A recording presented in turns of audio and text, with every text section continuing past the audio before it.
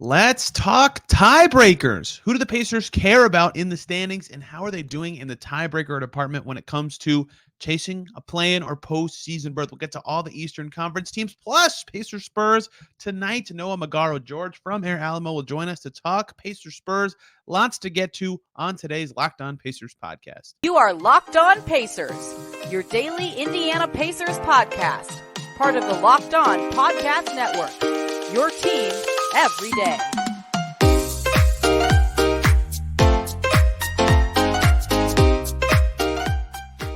Welcome in to another edition of the Locked On Pacers podcast, where we, of course, talk about the Indiana Pacers. As always, my name's Tony East. I cover the team for Forbes and SI, and today, lots of interesting stuff to get to, looking at the standings. Pacers have won 2 in a row. What tiebreakers do they care about? What teams around them do they have the tiebreaker over? And do they not have the tiebreaker over but can still clinch?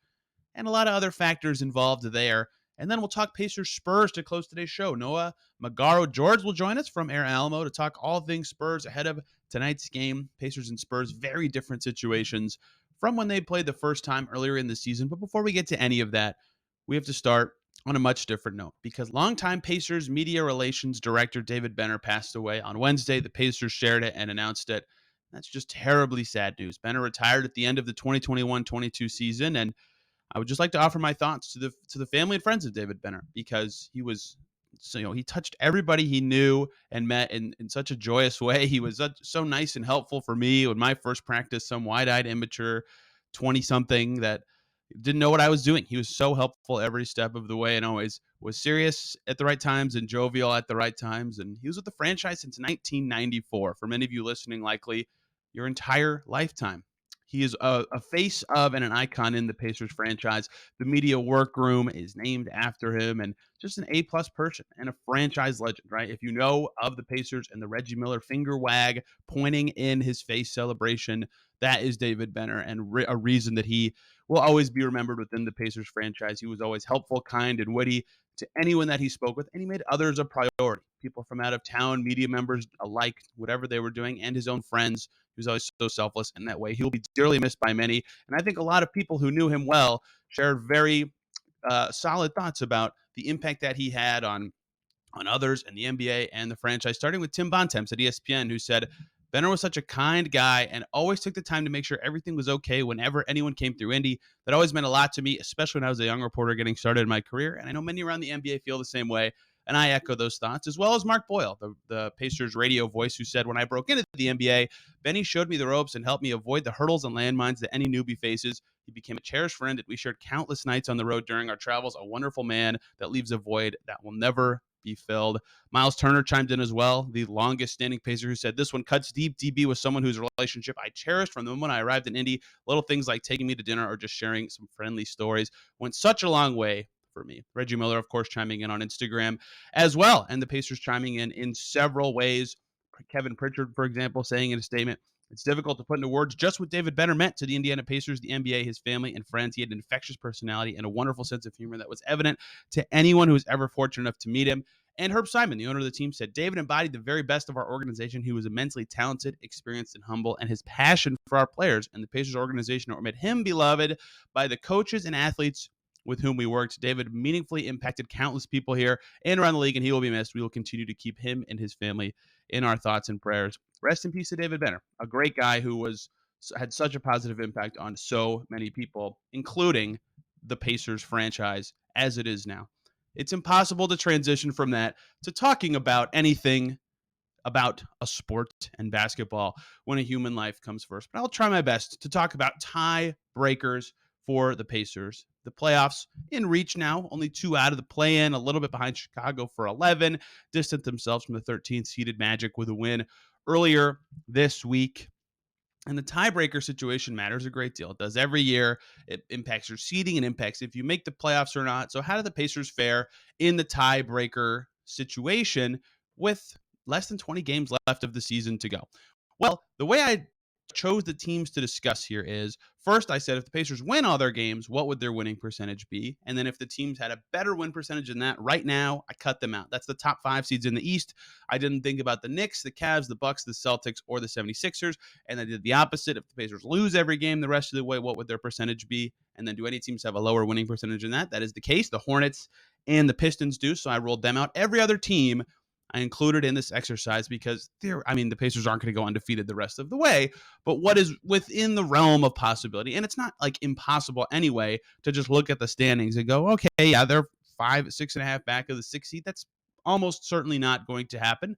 But I left it in there because the team that's in 6th is really slumping, and the Pacers are closer to the rest of these teams. So we'll start with that team. That's the Nets. They are currently in 6th, slumping hard.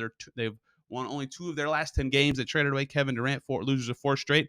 Pacers and Nets tied in the series at 2-2. So the tiebreaker for them in the head-to-head is dead even.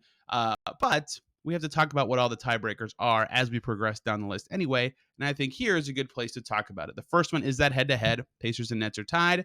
Then, if one of the teams is a division leader, that team wins it by default. The Nets are not going to win the Atlantic Division. The Pacers are not going to win the Central. Then you drop down to division record if the teams are in the same division. Pacers and Nets are not. And then it's conference record.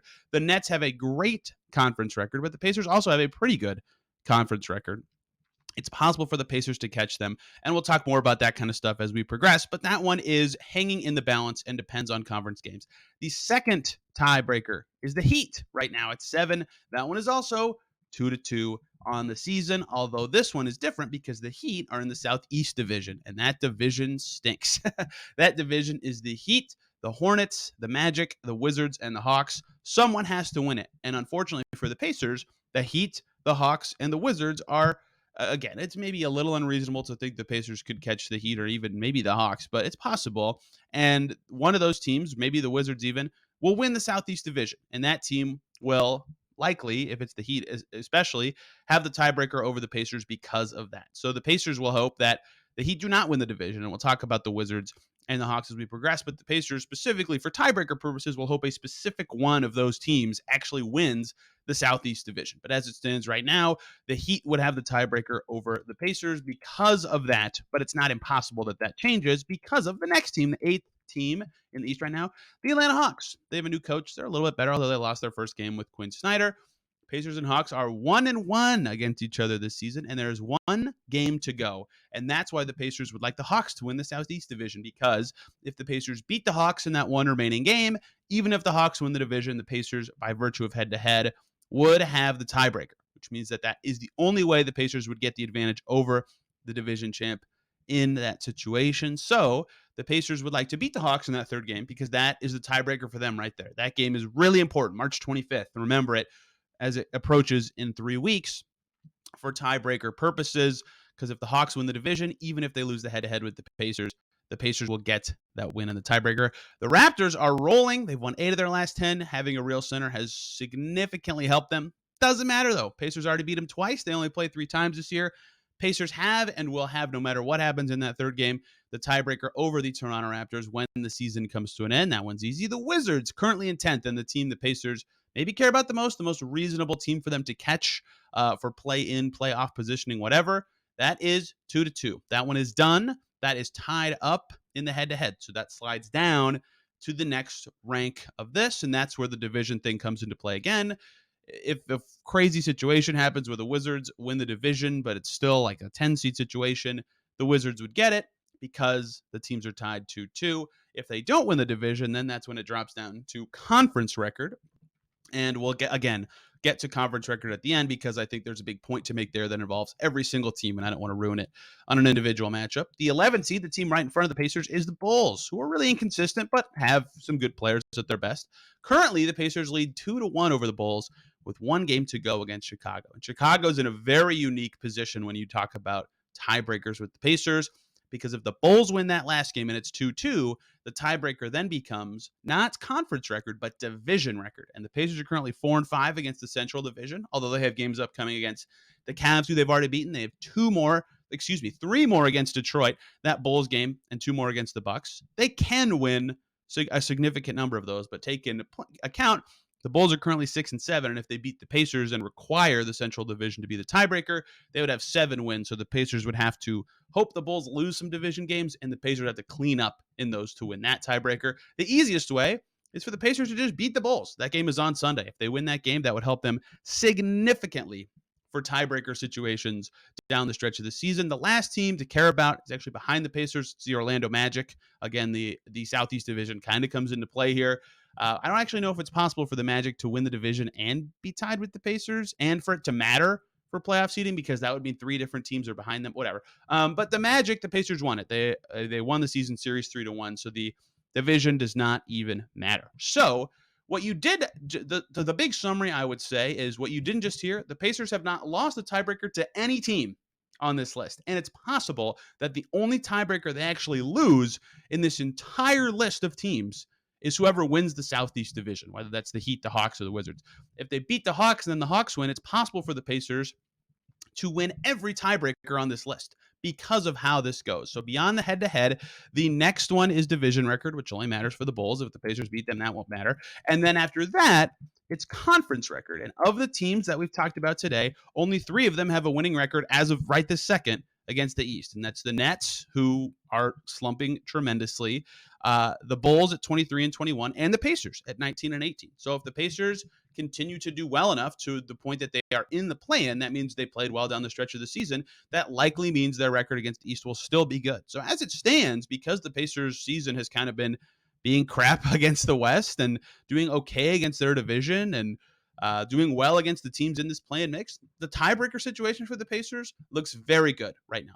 They really would like to beat the Hawks. They, of course, would like to beat their division opponent, the Bulls, on Sunday. And if they win both of those games, it's possible that outside of the Southeast Division winner, the Pacers win every single tiebreaker of the relevant teams around them. So I've been asked this question a few times by a couple of people. I wanted to cover it on the show. And if you summarize it all and put it in a list in front of you, you go, oh, wow. The Pacers really only care about, of course, they have to win those 2 games that I said against the Bulls and Hawks. But even if they lose to the Bulls, that one could still be won by the Pacers. The Hawks one would be tougher, but it's possible for them to be looking very good in the tiebreaker situation as the playoffs or play-in approaches. But every game matters a ton. You have to actually get the wins to get to a tie situation, and that's why games like tonight against the lowly Spurs are still important. Pacers need to get a win every chance that they have if they want to reach those goals that we just talked about. Before we bring in Noah Magaro-George to talk Pacers-Spurs and team building, as we do, fun to talk team building with someone who covers a franchise who's won 6 titles in my lifetime, I want to talk to you guys about FanDuel. The NBA season, 3/4 of the way through somehow, and FanDuel is your place to go for all your wagering and sports information. It's America's #1 sports book, and new customers get a no-sweat first bet up to $1,000. That's bonus bets back if your first bet doesn't win if you hop on to FanDuel. Just download the FanDuel Sportsbook app. It's safe, secure, and super easy to use. Then you can bet on everything from the money line to point scores and threes drained, right? They've got NBA bets abound with the spreads, the money lines. You can bet player props. They have their 2x3 bet, which is, will there be 2 3-pointers made in the first 3 minutes? And FanDuel even lets you combine your bets for a chance at a bigger payout with a same game parlay. So don't miss the chance to get your no sweat first bet up to $1,000 in bonus bets when you go to FanDuel.com/lockedon. That's FanDuel.com/lockedon to learn more. Make every moment more with FanDuel, an official sports betting partner of the NBA. Now let's bring in Noah Magaro-George to talk Pacers-Spurs. We are now joined by Noah Magaro-George from AirAlamo, covering the Spurs. And it used to be for everywhere else that covers the Spurs. I swear I've seen your byline on every Spurs site I've read in the past. Here to talk Pacers-Spurs, 2 teams that haven't played since the second game of both teams' season. Back then, the Pacers did not look like they were going to be any good. They started 1-4. The Spurs started 5-2. That looked like a loss the Pacers could live with. And now that looks a little different given how these teams' season has gone. Noah, I was going to start with talking about a losing streak, but that's not the case anymore. How does it feel on the Spurs end for them to last night beat the Jazz and break a 16-game losing streak? Where's this team headed right now? I think it was a huge relief for all the guys in that locker room. Recently, you had seen a lot of the players and Coach Pop kind of talking about, they're not showing up for 48 minutes and it's really frustrating the loss. And they understand that fans are on the tank for Wemby or Scoot Henderson train, but they still want to win games. And so I think having ended the longest losing streak in franchise history, that has to be a huge sigh of relief for everyone in the locker room, everybody on the sidelines, everybody in the front office. So really nice for them. I wish I could say it meant that they were going to, turn a corner or something like that. But if we're being honest, that Jazz team was missing, Jordan Clarkson. They were missing, Colin Sexton. Ochai Agbaji left like early in the second half. So it's not like they, took down a rolled beater. But, a win's a win. I'm sure they'll live with it. And the tank will continue onward. I just went to San Antonio and saw how popular the rodeo is, which I use as my segue to say they're back from the rodeo trip. So maybe a win on the last game of that trip will be just the spark this team needs for a fun and interesting end to the season. What kind of has gone into the change when we talked about it? They were 5-2 at the start, and then they just had a miserable late January and February. What is the big difference in this team from their early season where they were beating Philly on the road, beating Minnesota, looked like a pretty good team, to this team now that is, just 2 games out of the worst record? Yeah, I think, a lot of it is injuries have, plagued them all season long, whether it's Romeo Langford or Zach Collins or Blake Wesley or Doug McDermott or Jakob Poeltl, who's no longer with them.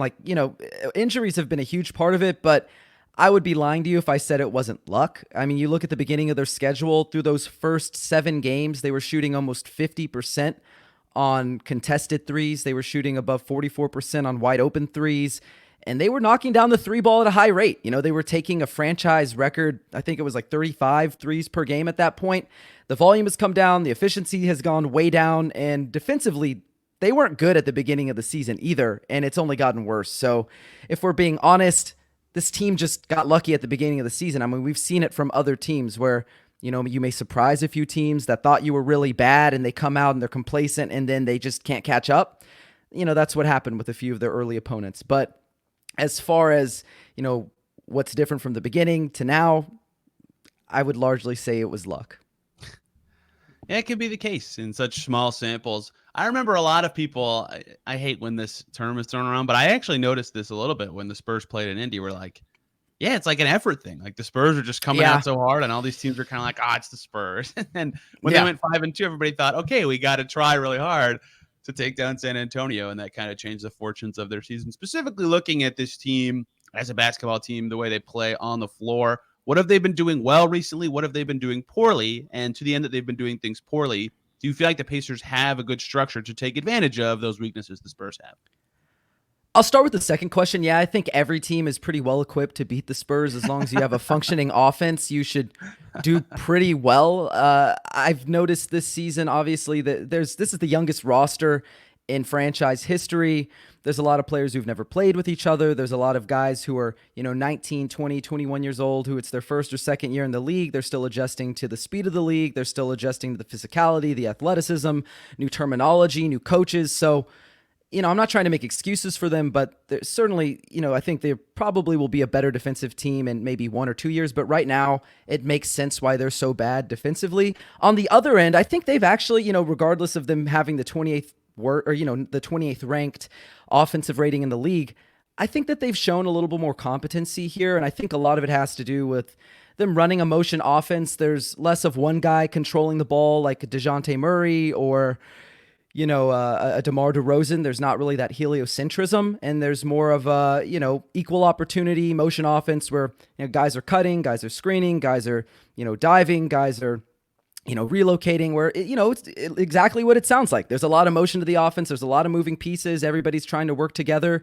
Now, they've turned the ball over a lot, but I think that there have been some really promising signs, especially considering Blake Wesley's in the first year of really becoming a point guard, transitioning from like kind of a combo guard at Notre Dame, and they haven't had Trey Jones for a very long time, and he's pretty much the only point guard on their roster. They added Devontae Graham, but he only plays like 20 minutes per game. So I've been impressed with what they've been able to do, even though it hasn't been much, but I think it's been probably better than we could have expected considering their personnel.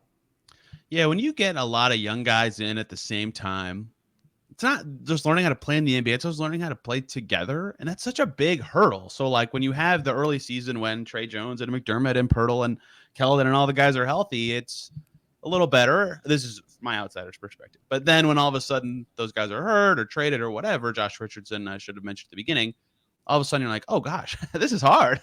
This is a lot of hurdles to overcome at the same time. And that does bode well for the future. Like to compare it to the W, there's a Fever shirt behind me on my left. I just used the wrong finger to point at it. They had 7 draft picks on their team last year out of 12 players. And like, they were horrible last year, but they all talked about how it was good for them because, someone like there's a lot of questions being asked, which is good for the other young players. And it's sometimes a question that you wouldn't have asked, but you're glad someone else did because you learned the thing. Like those sort of things are good for your team long term. And I think the Spurs are set up well as a result. I think this game is going to be fascinating because who's going to stop Tyrese Haliburton on the Spurs? Noah, like who is the guy that you think will guard him? And can they slow him down? Because he just ripped apart the Magic and Mavs this week. Pacers are 2-0 on their current road trip. Is there a chance Spurs have a plan that can actually slow him and the Pacers offense down? I don't really think so. Pop has asked his guys to be a little more disciplined away from the ball this season. So, there's not as much digging or stunning or helping. Guys are kind of allowed to be on an island at times, and it hasn't really boded well for them. You look at a lot of the players on this roster. Malachi Branham has been starting at point guard in place of Trey Jones. Well, he got injured last game. We don't know the timetable of his return. So who knows who's starting at point guard next game? It could be Devontae Graham, who's allowing opponents to shoot above 57% for the season this year. It could be Blake Wesley, who's also been pretty awful on the defensive end. And I'll be fair to him. He's a rookie, but he wasn't particularly good on that end at Notre Dame either. Undisciplined, reaches around a lot, commits a lot of fouls. So I don't see anyone stopping Tyrese Haliburton, and they don't really have a lot of guys who can switch down and play, a few positions under their, traditional position. They may throw Sohan on him in that same breath. Sohan has had nice flashes, but he's not been that great defensively this season. Now, there's definitely been moments of brilliance, but as you mentioned, it's about putting it together for those young guys. And when you're coming into the league, all the circumstances that surround that don't really lend themselves to success. So I don't think anybody's going to be stopping Tyrese Haliburton or Buddy Hield or even Miles Turner for that matter. Yeah, I think the Pacers offense looks good right now on this road trip. It'll be tough for the Spurs, who have Indiana ties abound, by the way. Blake Wesley going to Notre Dame. Of course, Romeo Langford, who overlapped with me for a year at NIU. Oh, I thought he was going to be so much better than he's turned out to be at the pro level. And I know he's missed a ton of time, but it was good to see him playing a little bit better to start the season. Of course, Doug McDermott, the sign and trade of the century, as Doug McDermott traded for nothing for a trade exception. How's he been for the Spurs? I know he's been hurt a little bit this season too, right? Yeah, he's been in and out of the lineup this season. I will say, even though some fans kind of harp on the defense and they think, oh, well, if it's a rebuild, why is this 30-year-old dude, on the court, so often? I would argue he's been instrumental to the offense. They don't have a guy who has the shot versatility that he has, right? He's a guy who can, pull up in transition. He's a guy who you can run off screens. He relocates. He can shoot on the move. He can shoot in transition. Like, he does it all as far as three-point shooting goes. He's one of the most versatile three-point shooters in the league off ball. No one else can do that. So, nobody else, what Pop calls it, is space chasing. He's elite at space chasing. He just finds openings, and nobody else really does that on this roster. So I kind of would not want to see where the Spurs would be if he wasn't here all season, because you look outside of Doug and there really isn't a lot of reliable three-point shooting on this roster. And even the guys who are shooting a good percentage, there's not a lot of versatility outside of just stationary shooting, which, has its place, but it doesn't match what Doug McDermott can bring. Yeah, he is tall and can get the shot up in a snap of a finger so fast. Like, that's so hard to guard. I'll compare, again, I don't cover the Spurs, but him to Buddy Hield in that they're great shooters, but the spacing helps young guys, right? Like, just have room to operate and learn. And I think that is so valuable to young teams. It's why young teams like to have shooters and don't just give them away, because helping your players learn 4-on-4 instead of 5-on-5, it's really valuable, right? So I'm glad to see McDermott doing well with another franchise. He was a joy to cover here. Noah, let's pivot and talk a little bit about team building. How I thought this would go is the Pacers are in year one of a rebuild, and they wouldn't be as good as they've been this year. And I would be able to ask other people who cover other teams, what their team did well rebuilding, and fans could learn a little bit about the processes from around the league. Instead, the Pacers have been incredibly good and might make the play-in. They're only 2 games out right now, but still, they've called it a new era and year one of a build, and their 2 franchise players are 23 and 20 years old. It's still early in their process of team building. That said, I still like to learn this information from others and compile it. And the Spurs, of course, sustained run of success in a small market. And look, they got two amazing number one picks along the way, obviously.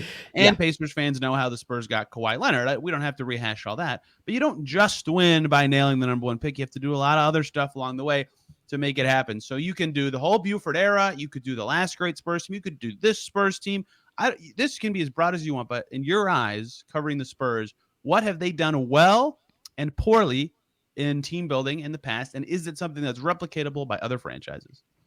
Sure, I'll start with what they've done well. I think when you look back to the days of, like the start of the championship era where you had Tim Duncan and David Robinson at the beginning, obviously just being bad will get you a chance at landing a generational talent. And I think what they did well was once they had that generational talent, they were looking for ways to supplement his game, to complement his game with players that maybe other people were overlooking. They found guys like Manu Ginobili, they found guys like Bruce Bowen and Tony Parker, and they brought in other guys who maybe they're not the biggest name free agents, but you have people like Brent Barry or Michael Finley, who maybe you considered he was past his prime, but he was very useful to that 2005 championship team and 2007 championship team. So they did a good job of team building around the margins where, they're not going to attract these big free agent names. They're not going to bring all-stars to San Antonio, but they did a really good job of trying to find guys. And I think they were part of a really big international scouting movement where they found Ginobili and they found Tony Parker. I don't know if those guys, if you put them in the modern era, if they would have slipped to, the second to last pick or the 28th pick in the first round.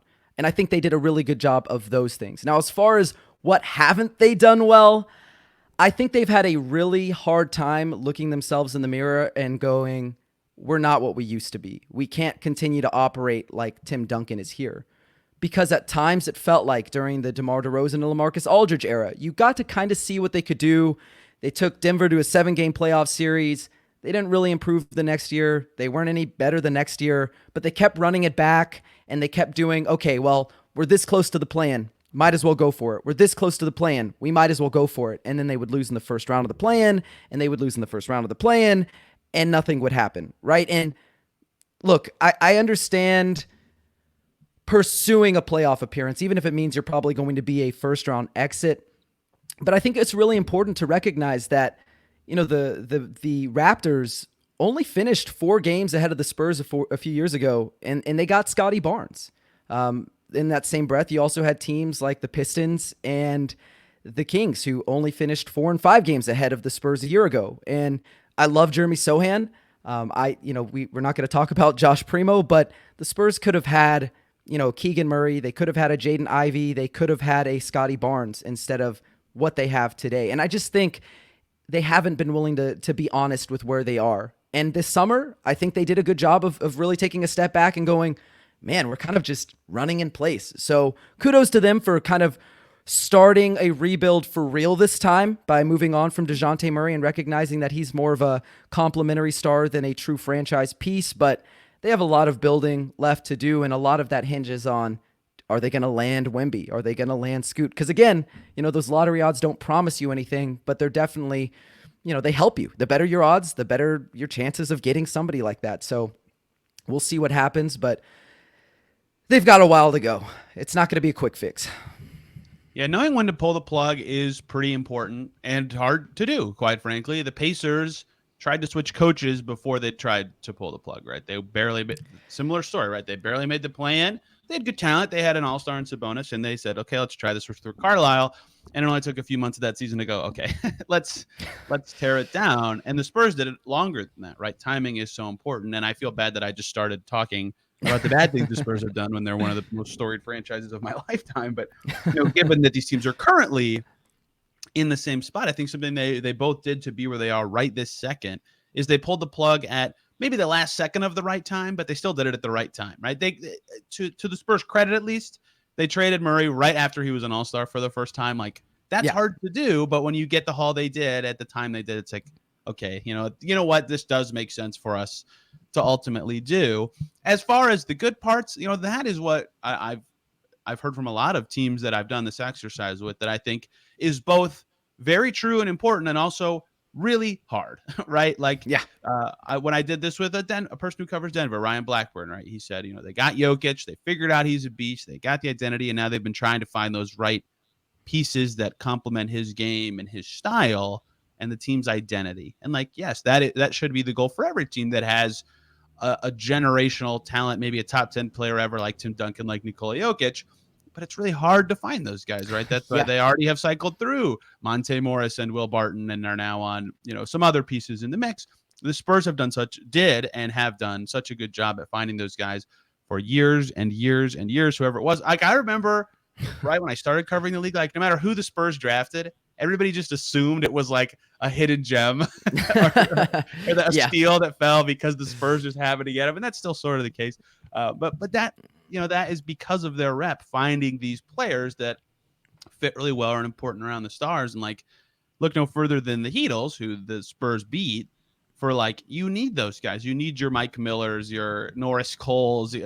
They sound like no names, but they're so important to your team at your best level, and finding the right talent that fits what you want to do. Mario Chalmers, or who you go on the Spurs guys, Boris Diaw, the wine connoisseur, for example.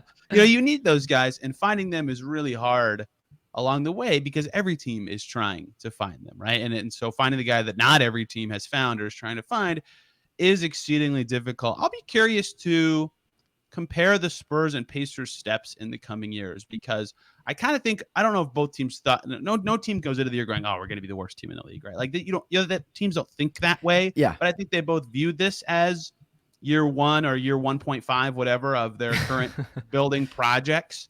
And the Pacers season has had an all-star and looks like they could be, close to the plan, and the Spurs look like they're going to be one of the worst teams. How that influences what year 2 looks like, I think that will teach me a little bit, because I think these teams kind of think similarly in their front offices in general. So I'll be curious how that influences the next steps for these franchises and what that looks like, because like the inclusion of the plan's pretty recent, and the new draft lottery odds are pretty recent, so we don't have like a stellar grip of how those things are altering the NBA and how NBA teams think. And so the Spurs and Pacers will be two teams that I personally am curious how similar their next steps look after the way this particular season has gone.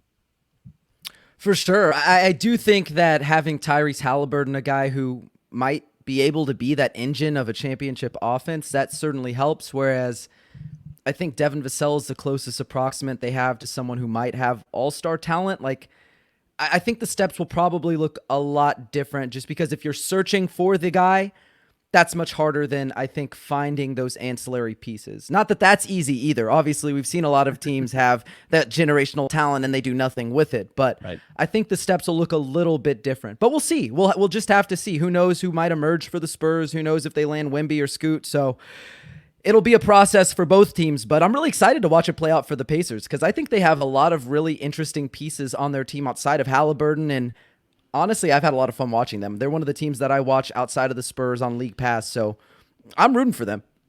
I was watching the Spurs a lot earlier in the season. That's funny you say that. Oh, Devin Vassell he's so good. I can't wait to see him emerge. I might be higher on him than most. But this was fun. I'm really curious to see this game, especially considering how the first Spurs-Pacers game went, where the Spurs scored, what was it, 140, high 130? It was a high-scoring affair. Insane number to think about, given how the trajectory of this Spurs season has gone. Noah, thank you so much for your time today. Where can people follow you and your work covering the San Antonio Spurs? Yeah, thank you so much for having me. You can find me on Twitter at @n_Magaro, Magaro. You can find my writing at AirAlamo. You can listen to our podcast coming soon. It's called Alamo City Limits. We're transitioning from SB Nation to Fansided. So that's all the places that you can find me. And again, thank you so much for having me. I had a blast talking about the Spurs and Pacers, and can't wait to see them square off tomorrow. Tomorrow, right? It's tomorrow. Tomorrow for us. Today-ish for the listeners. This will post at a time of day where kind of today, kind of tomorrow. Tomorrow, speaking of, for listeners, we'll be talking about this game. What happened? Did the Pacers continue to win and get to 3 wins in a row for the first time in forever, and every other thing you need to know about this game? Thank you guys absolutely a ton for listening, and we will see you tomorrow.